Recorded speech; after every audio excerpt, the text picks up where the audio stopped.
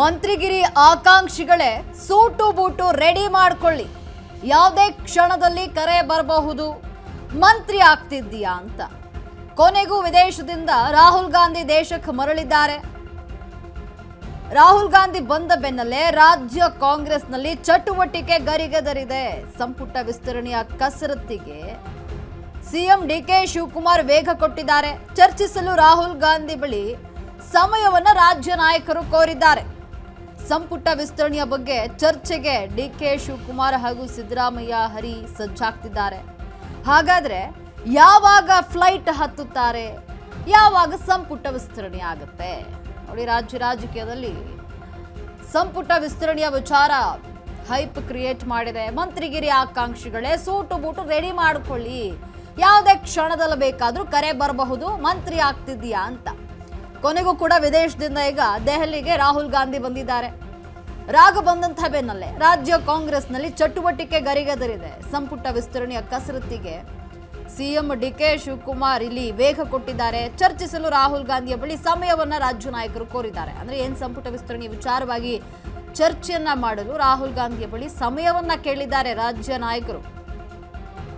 ಸಂಪುಟ ವಿಸ್ತರಣೆಯ ಬಗ್ಗೆ ಚರ್ಚೆಗೆ ಸಜ್ಜಾಗಿರುವಂತಹ ಡಿಕೆ ಶಿವಕುಮಾರ್ ಹಾಗೂ ಸಿದ್ದರಾಮಯ್ಯ ಹಾಗಾದ್ರೆ ಯಾವಾಗ ಫ್ಲೈಟ್ ಹತ್ತುತ್ತಾರೆ, ಯಾವಾಗ ಸಂಪುಟ ವಿಸ್ತರಣೆ ಆಗತ್ತೆ ಅಂತ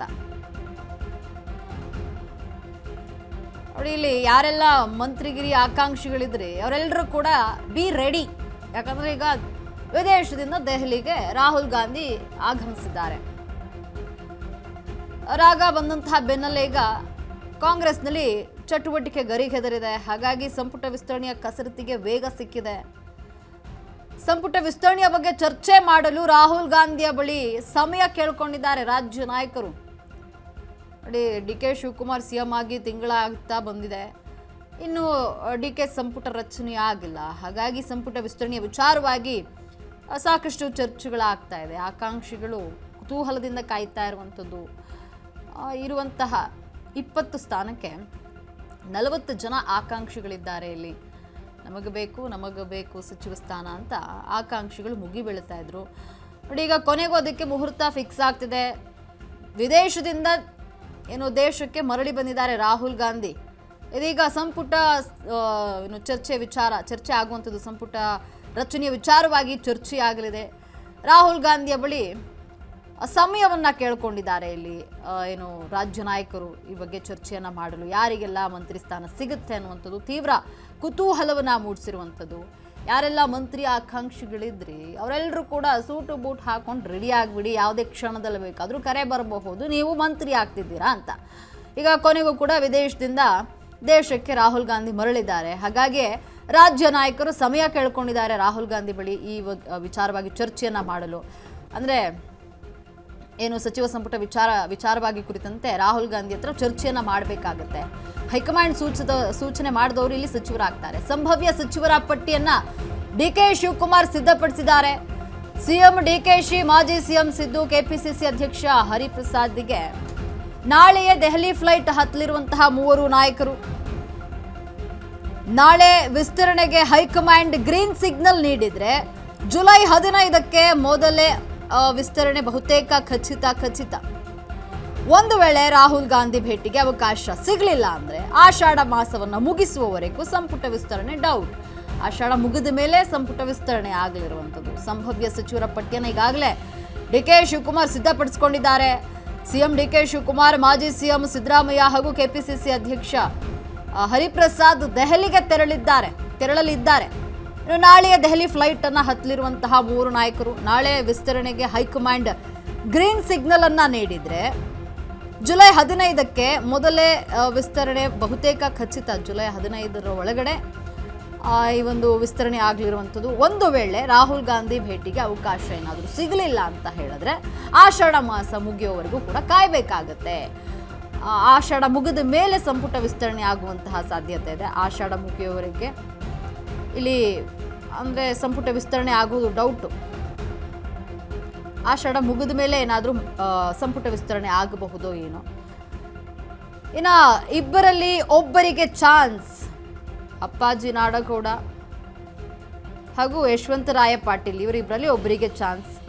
ರಾಘವೇಂದ್ರ ಹೆಟ್ನಾಳ್, ಲಕ್ಷ್ಮೀ ಹೆಬ್ಬಾಳ್ಕರ್, ಉಮಾಶ್ರೀ,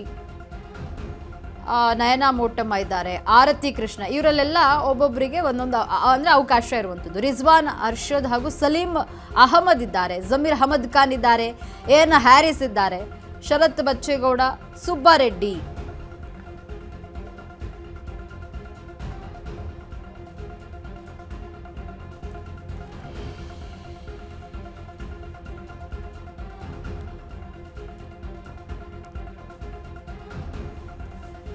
ಇನ್ನು ಲಕ್ಷ್ಮೀ ಹೆಬ್ಬಾಳ್ಕರ್ ಹಾಗೂ ನಯನಾ ಮೋಟಮ್ಮ ಇರುವಂಥದ್ದು.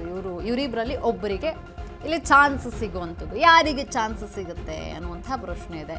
ಇನ್ನು ಉಮಾಶ್ರೀ ಹಾಗೂ ಆರತಿ ಕೃಷ್ಣ ಇವರಿಬ್ಬರಲ್ಲೂ ಕೂಡ ಪೈಪೋಟಿ ಇದೆ. ಇವರಿಬ್ಬರಲ್ಲಿ ಒಬ್ಬರಿಗೆ ಅವಕಾಶ ಸಿಗುತ್ತೆ. ಇಬ್ಬರು ಕೂಡ ಪರಿಷತ್ ಸದಸ್ಯರಾಗಿದ್ದಾರೆ. ಇಬ್ಬರಲ್ಲಿ ಯಾರಿಗೆ ಸಚಿವ ಸ್ಥಾನ ಸಿಗುತ್ತೆ ಅಂತ ಇಬ್ಬರಲ್ಲೂ ಒಬ್ಬರಿಗೆ ಅವಕಾಶ ಸಿಗುವಂಥದ್ದು. ರಿಜ್ವಾನ್ ಅರ್ಷದ್ ಹಾಗೂ ಸಲೀಂ ಅಹಮದ್. ಇವರು ಸಲೀಂ ಅಹಮದ್ ಏನಿದ್ದಾರೆ ಪರಿಷತ್ ಸದಸ್ಯರಾಗಿದ್ದಾರೆ. ಇವರಿಬ್ಬರಲ್ಲಿ ಒಬ್ಬರಿಗೆ ಅವಕಾಶ ಸಿಗುವಂಥದ್ದು. ಇನ್ನು ಜಮೀರ್ ಅಹಮದ್ ಖಾನ್ ಹಾಗೂ ಎನ್ ಹ್ಯಾರಿಸ್ ಇವರಿಬ್ಬರಲ್ಲಿ ಯಾರಿಗೆ ಸಿಗುತ್ತೆ? ಇಬ್ಬರು ಕೂಡ ಸಚಿವ ಸ್ಥಾನದ ಆಕಾಂಕ್ಷಿಗಳಾಗಿದ್ದಾರೆ. ಇಬ್ಬರಲ್ಲಿ ಒಬ್ಬರಿಗೆ ಸಚಿವ ಸ್ಥಾನ ಸಿಗಲಿದೆ. ಹೈಕಮಾಂಡ್ ಯಾರಿಗೆ ಮಣೆ ಹಾಕುತ್ತೆ ಅಂತ. ಇನ್ನು ಶರತ್ ಬಚ್ಚೇಗೌಡ ಹಾಗೂ ಸುಬ್ಬಾರೆಡ್ಡಿ ಇವರಿಬ್ಬರಲ್ಲಿ ಒಬ್ಬರಿಗೆ ಸಿಗುವಂಥದ್ದು. ಇವರಿಬ್ಬರಲ್ಲಿ ಯಾರಿಗೆ ಅವಕಾಶ ಸಿಗುತ್ತೆ, ಯಾರಿಗೆ ಲಕ್ ಒಲಿಯುತ್ತೆ ಅನ್ನುವಂಥದ್ದನ್ನು ಕಾದು ನೋಡಬೇಕಿದೆ. ಇನ್ನು ಮಹಂತೇಶ್ ಕೌಲಾಜಿ ಹಾಗೂ ಅಶೋಕ್ ಪಠಾಣ್ ಇವರು ಕೂಡ ಇಬ್ಬರು ಇರುವಂಥದ್ದು. ಇವರಿಬ್ಬರಲ್ಲಿ ಒಬ್ಬರಿಗೆ ಅವಕಾಶ ಸಿಗುತ್ತೆ. ಇನ್ನು ನರೇಂದ್ರ ಸ್ವಾಮಿ ಹಾಗೂ ಚಲವರಾಯಸ್ವಾಮಿ ಇವರಿಬ್ಬರಲ್ಲೂ ಕೂಡ ಸಚಿವ ಸ್ಥಾನದ ಪೈಪೋಟಿ ನಡೀತಾ ಇದೆ. ಇವರಿಬ್ಬರಲ್ಲಿ ಯಾರಿಗೆ ಸಿಗಬಹುದು, ಯಾರಿಗೆ ಸಚಿವ ಸ್ಥಾನ ಸಿಗುತ್ತೆ, ಯಾರಿಗೆ ಚಾನ್ಸ್ ಸಿಗುತ್ತೆ ಅಂತ.